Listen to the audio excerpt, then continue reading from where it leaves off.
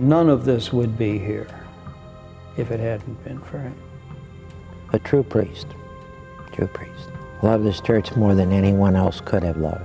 It meant everything. Meant everything to him. He just had all the faith in the world that we weren't going to fail.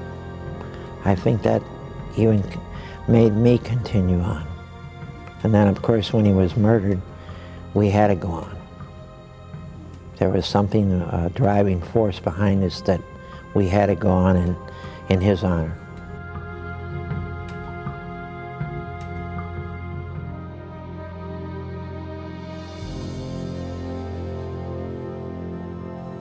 Father Filipiak's brutal murder was an energizing force in the months and years that would follow. It created enough attention about St. Joseph's that most people now knew about the restoration efforts. New volunteers were eager to help. Ted Schaefer's, a business writer for the Old Globe Democrat, became one of the early fundraisers for the shrine. I had been a reporter and writer for many years, and I knew a lot of the business members of the community. I knew the leaders in labor. I covered labor for 10 years. So I go to all these people that I know and told them that I was now active in trying to raise money for the Shrine of St. Joseph, and I expected them to donate. And I told them, I said, I don't want you to get angry at me. I don't like to ask for money, but I'm not begging for myself. I'm begging for St. Joseph, and it worked. We got some substantial money. That's the only money that really came in. There were days when, there were weeks when you were wondering how we're going to do something. You never knew where the money was coming from, but it seemed like, it almost got me believing, believe me, because it just seemed like every time we were at the wit's end of knowing where we were going to go next, something would happen. Something good would happen. Somebody would come up and leave some money or give you some money. I told you the story about how I went trying to get a little increase on a $2,500 donation from a bank. And much to my surprise, he handed me a check for $25,000. The biggest amount that I've ever got involved in was a man who was of Jewish faith. And he pledged $100,000 in $25,000 increments. He lived in those tenements and became a millionaire. And he thought he owed something to the neighborhood. Not to the church so much, but to the neighborhood.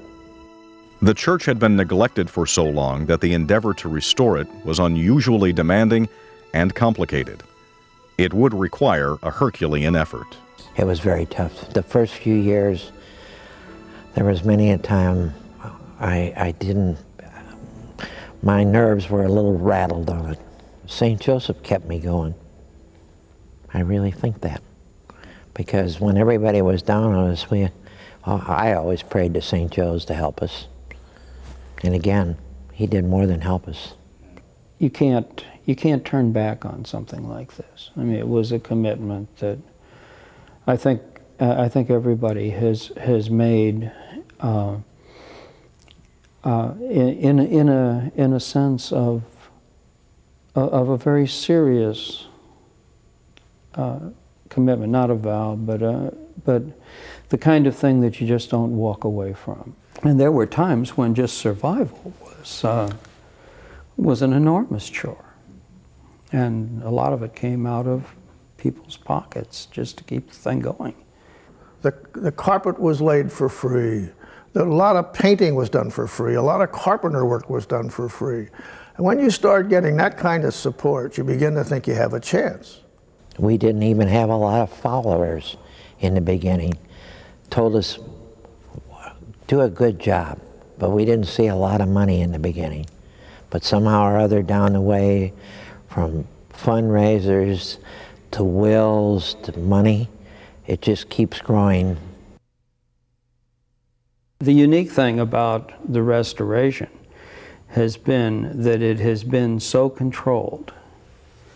We've only done what we could do with the money, and we've been able to control each step of it. The same painters have worked from beginning to end. They, like all of us, have gotten a heck of a lot older in the process, and now their kids are involved. Restoring a church like St. Joseph's is not a matter of refinishing or repainting or remodeling. Restoration means restoring it exactly the way it was first constructed, with exactly the same colors. But in 1866, there were very few black and white pictures, much less color photos.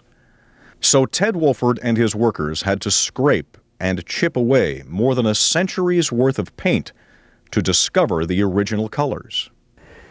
And when we finally were able to establish the original finishes, particularly the surround of the windows, which always seemed small, when we began to move with it, the windows didn't seem properly expressed in the space. And so we knew there was something happening around them, but what it was very hard to get to, because the original decoration was a cassine paint that is very fragile, and it was under layers and layers and layers of other paints that were like armor. And so it took many, many, many tries to get the process of removing the paint to stop at the right place in order to document the moldings that ultimately went around the windows. And the thing that's been so wonderful about this room is that every time we went through this process and we came to what was really supposed to be there, it fit. The windows themselves were a major priority. Repairing and sealing them would preserve the inside of the church from any more weather-related damage. The windows were sagging. They were literally falling out. When we started to restore them, they had to be cleaned. You can imagine the dirt. And they had to be cleaned with a toothbrush, each piece. They were re-leaded. They were brought back, and resecured to bars properly. But miraculously, we were able to match the glass. First the roof and some tuck pointing on the outside walls, and then the windows. After that, the pigeon issue.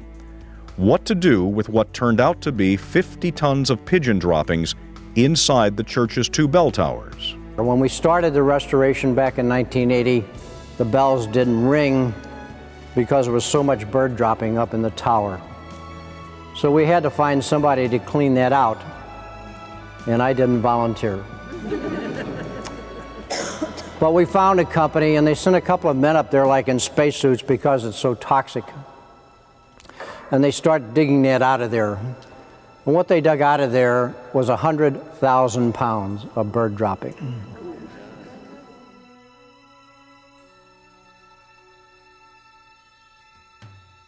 The work to restore the Shrine of St. Joseph has taken more than 2 decades, and there is still work to be done.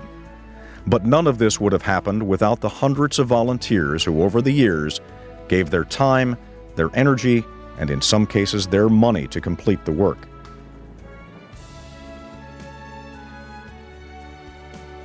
To date, more than $3 million has been raised and spent to finish the project. The shrine once again has become the focal point of the area. New housing complexes have been built. The neighborhood has been stabilized.